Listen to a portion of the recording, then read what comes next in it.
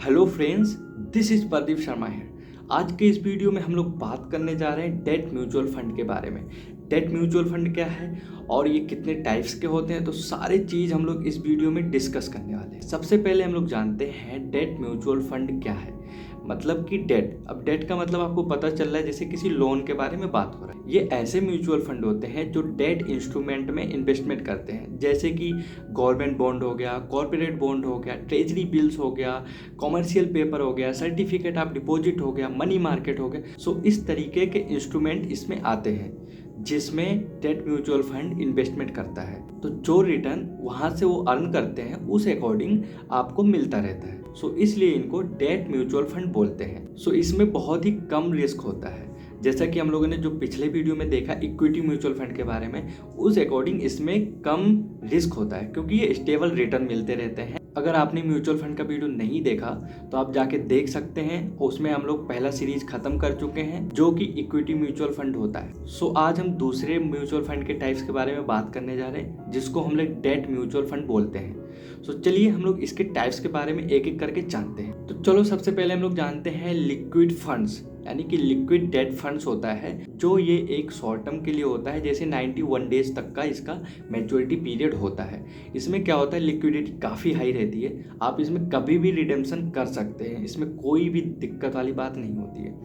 तो liquid fund एक बहुत ही अच्छा ऑप्शन होता है। काफ़ी लोग इसे प्रीफर करते हैं लिक्विड फंड में इन्वेस्टमेंट करने के लिए। और आप जब इसमें रिडेम्पशन करते हैं तो लगभग उसी दिन पे आपका रिडेम्पशन हो जाता है या फिर दूसरे दिन आपका अमाउंट आ जाता है। तो ये बहुत ही अच्छा ऑप्शन हो सकता है। तो चलो उसके बाद दूसरे नंबर पे जो आता है उसे हम लॉन्ग ड्यूरेशन फंड बोलते हैं। ये थोड़ा लॉन्ग ड्यूरेशन के लिए होता है। ये 7 साल के लिए होता है। इसमें क्या होता है, ये थोड़ा लॉन्ग टर्म के लिए इन्वेस्टमेंट करना पड़ता है इसमें, इसीलिए इसको लॉन्ग ड्यूरेशन डेट फंड बोलते हैं। चलो हम लोग अब तीसरे नंबर वाला देखते हैं जो मीडियम ड्यूरेशन फंड होता है, यानी कि ये मीडियम टर्म के लिए होता है। ये क्या होता है, ये 3 से 7 साल तक का होता है। ये ऐसा म्यूचुअल फंड है जिसमें हम लोग 3 से 7 साल तक का इन्वेस्टमेंट कर सकते हैं। उसके बाद आता है चौथे नंबर पे medium to long duration fund. अब इसमें क्या होता है, ये मीडियम से लेके लॉन्ग टर्म के लिए होता है। सो इसलिए ये 4 साल से लेके 7 साल तक का होता है। उसके बाद आता है शॉर्ट ड्यूरेशन फंड। इसमें क्या होता है, ये शॉर्ट टर्म के लिए होता है। ये 1 साल से लेके 3 साल तक का हो सकता है। जैसे कि इसमें ट्रेजरी बिल्स आता है, सर्टिफिकेट ऑफ डिपॉजिट आता है, कॉमर्शियल पेपर आता है। तो इस तरीके से इसमें इन्वेस्टमेंट किया जाता है। ये शॉर्ट टर्म के लिए होता है। उसके बाद छठवां नंबर आता है अल्ट्रा शॉर्ट ड्यूरेशन फंड। इसमें क्या होता है, इसमें जैसे कि नाम से ही पता चल रहा है अल्ट्रा शॉर्ट ड्यूरेशन, मतलब कि ये 3 से 6 महीने तक का इसका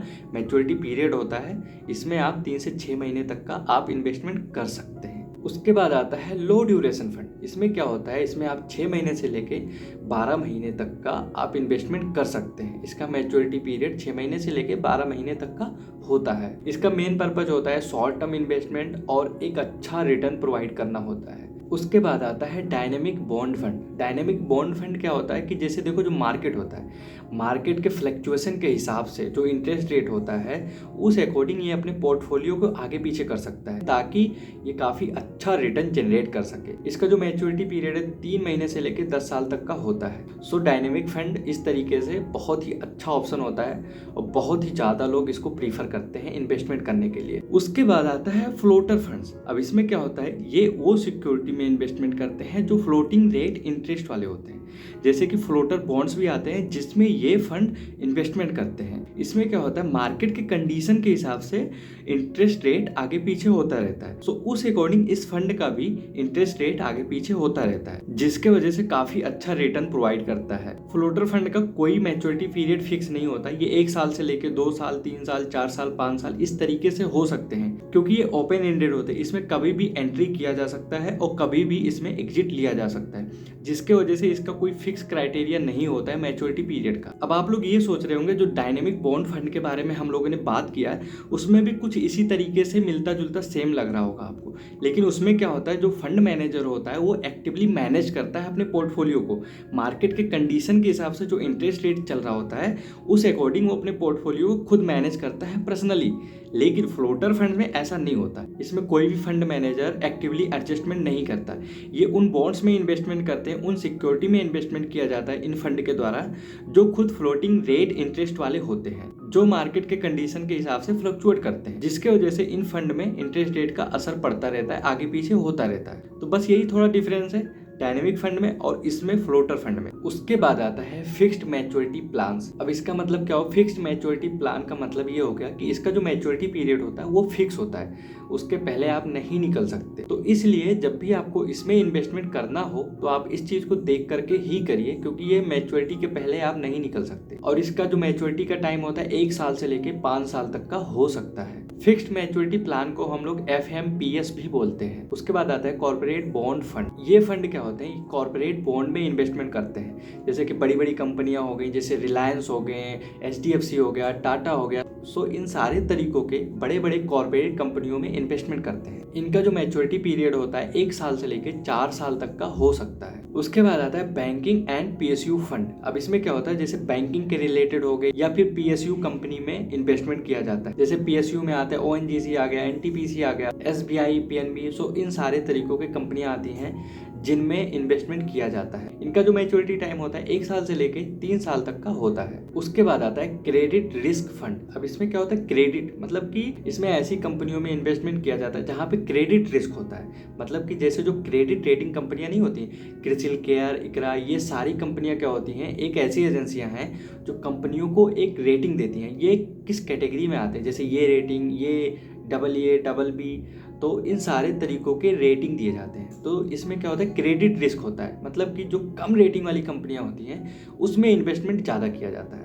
सो जिसके वजह से क्रेडिट रिस्क होता है और ये इन्वेस्टमेंट रिस्क भी होता है। तो ये काफ़ी ज़्यादा रिस्क हो सकता है अगर आप इसमें इन्वेस्टमेंट करते हैं। इसका जो मैच्योरिटी टाइम होता है 3 साल से लेकर 7 साल तक का होता है। उसके बाद आता है गिल्ट फंड। गिल्ट फंड में क्या होता है कि सबसे ज़्यादा परसेंटेज में ये गवर्नमेंट सिक्योरिटी में इन्वेस्टमेंट करता है, जिसके वजह से इसमें काफ़ी ज़्यादा कम रिस्क होता है, बिल्कुल ही टेंशन नहीं होता।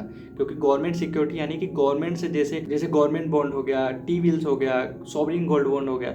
सो इन सारे तरीकों के इंस्ट्रूमेंट में इन्वेस्टमेंट किया जाता है, जिसके वजह से काफ़ी ज़्यादा कम रिस्क होता है। इनका जो मैच्योरिटी टाइम होता है 5 साल से लेकर 10 साल तक का होता है। उसके बाद आता है guilt fund with 10 year constant duration. अब इसका क्या मतलब हो गया, ये वो फंड्स होते हैं जो 10 ईयर, जैसे कॉन्स्टेंट ड्यूरेशन लिखा हो ना, 10 ईयर कॉन्स्टेंट ड्यूरेशन।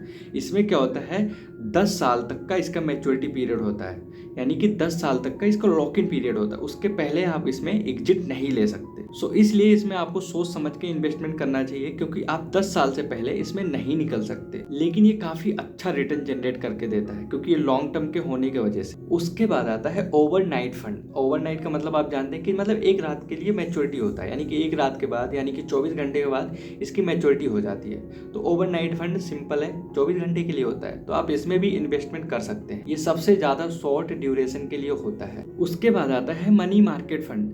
इसमें क्या होता है, ये काफ़ी ज़्यादा हाईली लिक्विडिटी होता है।